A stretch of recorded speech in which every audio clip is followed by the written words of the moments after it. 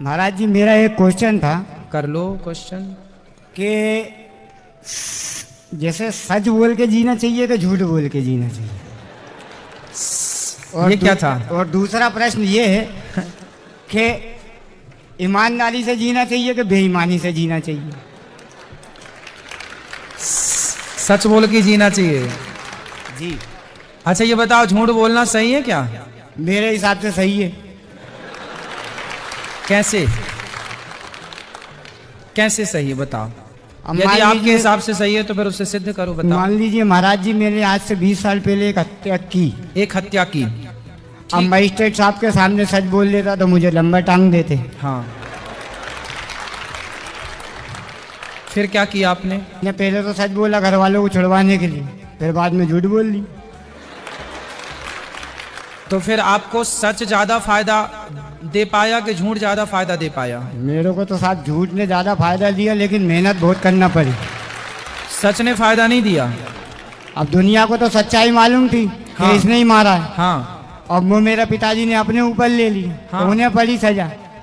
अब चक्कर ये है सर कि मैं मतलब ये जानना चाह रहा हूँ कि मतलब मैंने तो सच बोला, लेकिन दुनिया को मालूम था सर, तो उसकी अपेक्षा जब बाहर की नज़र जो पड़ती है, मान लीजिए आप। तो मैंने वीडियो बंद कर दी, पहले जाके सब्सक्राइब करो। आप लोग जैसे ही सब्सक्राइब कर दोगे वीडियो अपने आप चालू हो जाएगी। सब्सक्राइब करो, वीडियो अपने आप चालू हो जाएगी। देखो जिसने जिसने सब्सक्राइब कर दिया उसके फ़ोन में चालू हो गया। नीचे बटन दबाओ सब्सक्राइब का, वीडियो चालू हो जाएगी। सब्सक्राइब।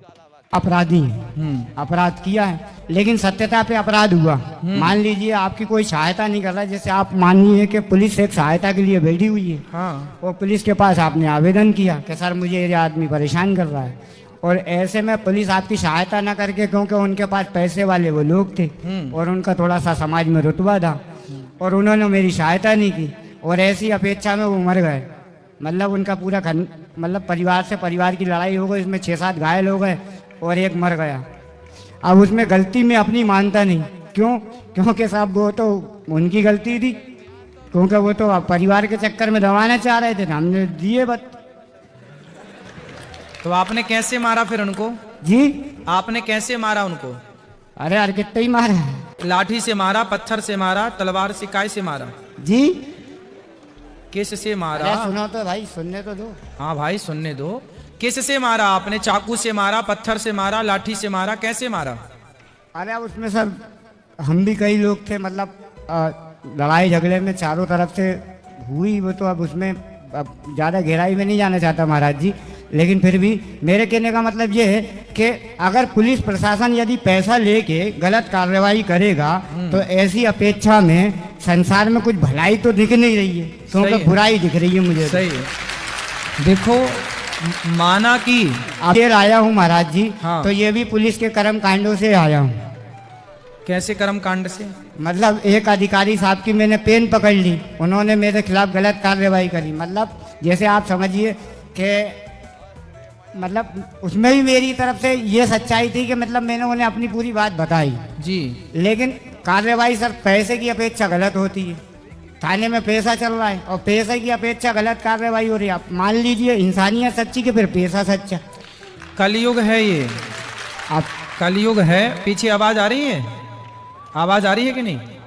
कलयुग है। सत्य को जमाना छोड़ दे तो छोड़ दे, पर सत्य को हम और आप ना छोड़ें, क्योंकि देर में ही सही भगवान जब भी साथ देंगे तो सत्य का ही साथ देंगे। इसलिए सत्य को याद रखिए, सत्य को बनाए रखिएगा। माना कि झूठ का बोलबाला है, माना कि झूठ का बोलबाला है, पर इस झूठ के बोलबाले में कहीं ना कहीं सत्य सांस ले रहा है, अभी जिंदा है, उसे जिंदा रहने दिया जाए। ठीक, क्या गुनाह किया आपने जो यहाँ? सर गुरुजी मुझ पे अपहरण और दुराचार का केस लगा है। तो आपने अपहरण किया था? गुरुदेव मैंने अपहरण नहीं किया था, लड़की ने मुझे ये बताया था कि उसकी माँ उनको प्रताड़ित करती है। मैंने लड़की को ये बताया था कि मैं शादीशुदा हूँ और मेरे बच्चे भी हैं। तो लड़की ने बताया था कि उसके माँ बाप दोनों अलग रहते हैं, और वो मुझे सोशल साइट पे मिली थी, उससे पहले मैं कभी मिला भी नहीं था जी। सिर्फ सोशल साइट पे ही हमारी कम्युनिकेशन चलती थी। तो उसने मुझे ये बोला कि मेरी माँ वो माँ के साथ रहती थी, माता पिता दोनों उनके अलग अलग रहते हैं किसी कारणवश। तो उनकी माँ उनको काफ़ी मारती डांटती थी, गालियाँ देती थी काफ़ी ज़्यादा। तो लड़की अपनी माँ से दूर होना चाहती थी। तो उसने मुझे बताया कि मैं दूर होना चाहती हूँ। मैंने उसे समझाया कि देखो वो तुम्हारी माँ है, उनको छोड़कर मत जाओ, मेरा भी परिवार है, मैं भी उन्हें छोड़कर नहीं जा सकता। तो उसने ये बोला कि या तो तुम मुझे जैसे सोशल साइट पे हमें दो महीने ही हुए थे बात करते करते, फिर उसने मुझे वहाँ पे धमकी जैसे कुछ शब्द बोलने चालू किए कि या तो तुम मुझे यहाँ से ले जाओ, नहीं तो मैं सुसाइड कर लूँगी। उसके बाद भी मैंने उसे समझाया कि देखो तुम्हारी माँ है, उन्होंने 9 महीने तुम्हें गोद में रखा है, तो उन्हें छोड़कर मत जाओ। तो उसने बोला मैं कुछ नहीं जानती, मैं यहाँ पे अगर रहूँगी तो मैं सुसाइड कर लूँगी। तो इस वजह से मुझे काफ़ी प्रेशर दिया गया और उसकी जो बात करने का जो टोन था उसमें ऐसा लगा कि शायद वो सच में सुसाइड कर लेगी।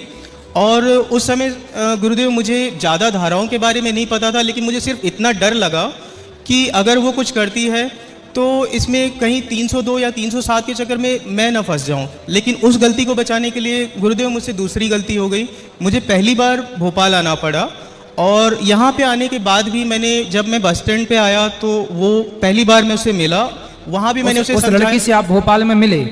जी, उस लड़की से आप मिले, फिर क्या हुआ? मैंने उसे समझाया कि देखो अभी भी वक्त है, लौट जाओ, कुछ भी नहीं बिगड़ा है। फिर तो उसने बोला मैं लौटने के लिए नहीं आई हूँ। तो मैंने बोला देखो बहुत कुछ प्रॉब्लम हो जाएगी, मुझे भी दिक्कत है, मेरी भी फैमिली है। तो उसने बोला देखो मैं सब कुछ संभाल लूँगी। मैंने कहा संभालना क्या है? तो कहती मैं जी नहीं पाऊँगी यहाँ पे आपके बिना। तो मैं आसाम में प्रेशर के चलते मुझे जल्दबाजी में आसाम में जॉब ढूंढनी पड़ी। और फिर वहाँ से इटारसी से जब मैं ट्रेन से जाने लगा तो वहाँ पे उसने बोला कि हम कुछ गलती तो नहीं कर रहे हैं। मैंने वहाँ भी उसे मौका दिया। आपने उस लड़की के संग रहना स्टार्ट कर दिया? जी, आसाम में। आसाम? जी, गुवाहाटी आसाम। जी, उस लड़की के संग आप रहने लग गए? जी, रिलेशन में रहने लग गए? रिलेशनशिप में मतलब हम साथ में रह रहे थे, लेकिन हमारे बीच में मतलब ऐसा कुछ भी नहीं हुआ। हालांकि मैं जॉब भी कर रहा था, कपड़े भी धो रहा था, खाना भी बना, सारे काम घर के करते हुए मैं जॉब भी कर रहा था। तो लेकिन आपकी पत्नी के होते हुए आप पराई औरत के संग कैसे रह सकते हैं? इसी बात का पश्चाताप है गुरुदेव आज। तो फिर आखिरी में उस लड़की ने क्या किया आपके साथ? अभी सर गुरुदेव वो वापस आने के बाद जब पुलिस ने वहाँ पकड़ा तो वहाँ पे उसने बयान यही दिया जो सच था कि उसकी माँ उसे प्रताड़ित करती थी। उसने मुझे बोला तो लड़के ने उसे मना किया, ये समझाया कि अपनी माँ को छोड़कर मत जाओ, लेकिन फिर भी मैं जिद करके उनके साथ आई। लेकिन यहाँ पे आने के बाद जब यहाँ आया भोपाल थाने, गोविंदपुरा थाने, तो वहाँ पे उसकी माँ और पापा ने भी यही कहा था कि बेटा हमें कोई केस नहीं करना, हमें बदनामी नहीं लेनी आप। तो मैंने वीडियो बंद कर दी, पहले जाके सब्सक्राइब करो। आप लोग जैसे ही सब्सक्राइब कर दोगे वीडियो अपने आप चालू हो जाएगी। सब्सक्राइब करो, वीडियो अपने आप चालू हो जाएगी। देखो जिसने सब्सक्राइब कर दिया उसके फ़ोन में चालू हो गया, नीचे बटन दबाओ सब्सक्राइब का, वीडियो चालू हो जाएगी। सब्सक्राइब चले जाना। लेकिन बाद में क्या हुआ मुझे नहीं पता, बाद में उन्होंने बयान चेंज कर दिए। उन्होंने बयान अभी ये किया है, गुरुदेव मैंने चालान डायरी पूरी नहीं पढ़ी, लेकिन मेरी पत्नी ने मुझे बताया कि उसने बयान ये दिया है कि वो बस स्टैंड पे थी और मैं बेहोश करके उसे आसाम लेकर गया और वहाँ पे उसके साथ गलत कार्य किया। तो उसने शादी के लिए बोला, तो मैं रोज़ कल करने लगा। तो एक दिन कामाख्या मंदिर में ज़बरदस्ती सिंदूर पहना दिया, जबकि इसमें से कोई भी बात नहीं हुई थी और ना ही इसका कोई सबूत है। देखिए आपकी इन सारी बातें क्या सही है क्या गलत वो तो भगवान जाने, लेकिन आपने ये तो गलती की कि आप इसलिए सोशल साइट पर कितनी लड़कियों के आई लव यू रोज आते हैं। जी, सबके आई लव यू आप ही एक्सेप्ट करेंगे क्या? नहीं। इसलिए इस चक्कर में ना पड़ो। कोई भी लड़की सोशल साइट पर आपको कुछ भी भेजे कि जी मैं बहुत प्रताड़ित हूँ, बहुत परेशान, आज के जमाने में इस तरह से भलाई करने का भी जमाना नहीं है। जी, समझो। जी, आपने की तो भलाई। अगर आप लोग को हमारी वीडियो अच्छी लगी तो लाइक कर देना, सब्सक्राइब कर देना और एक प्यारा सा कमेंट जरूर कर देना। सब्सक्राइब जरूर करके जाओ। सब्सक्राइब।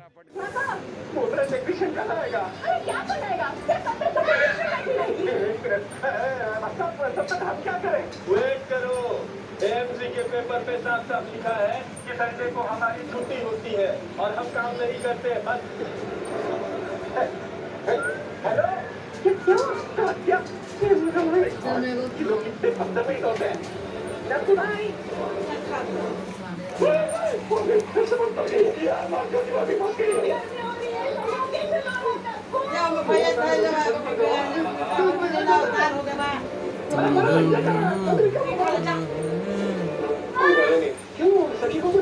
सखी के टाइम पे लिफ्ट प्रॉपर फ्लोर पे आकर इसलिए हम लोग उसको बाहर निकाल पाए। अभी ये दोनों फ्लोर के बीच में बैठती है, हम लोग कुछ नहीं कर सकते।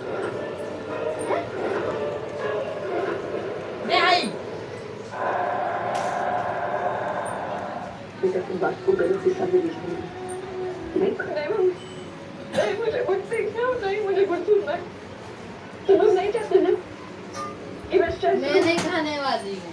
बहुत बढ़िया, मत खा भाई, मैं तो यही बोलूँगा तुझे, तब समझ में आएगा। जो बहुत साइड ले रहे हैं ना उनकी मम्मी की, वो एक रोज़ अपनी गलती करेंगी, एक रोज़ साइड लेंगे।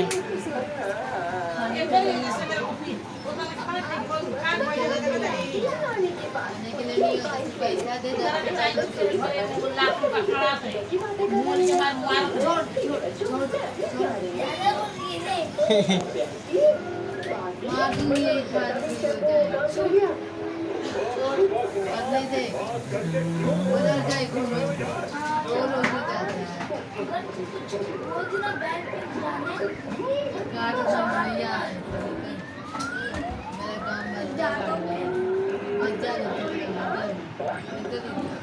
ओ रोस्ट कर रही है भाई, रोस्ट कर रही है।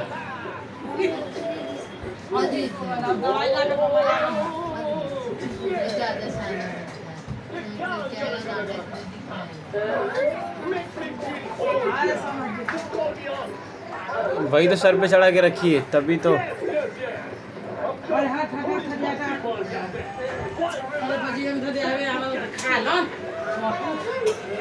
देखा फेंका जाएगा, तुम इसे लिखा के ले लो।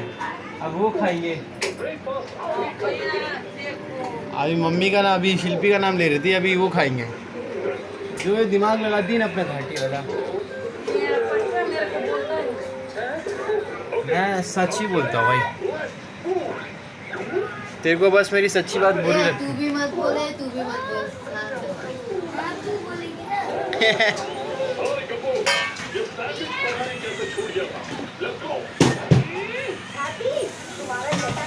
ज़्यादा ही खुल गया है। खाना कौन खाएगा?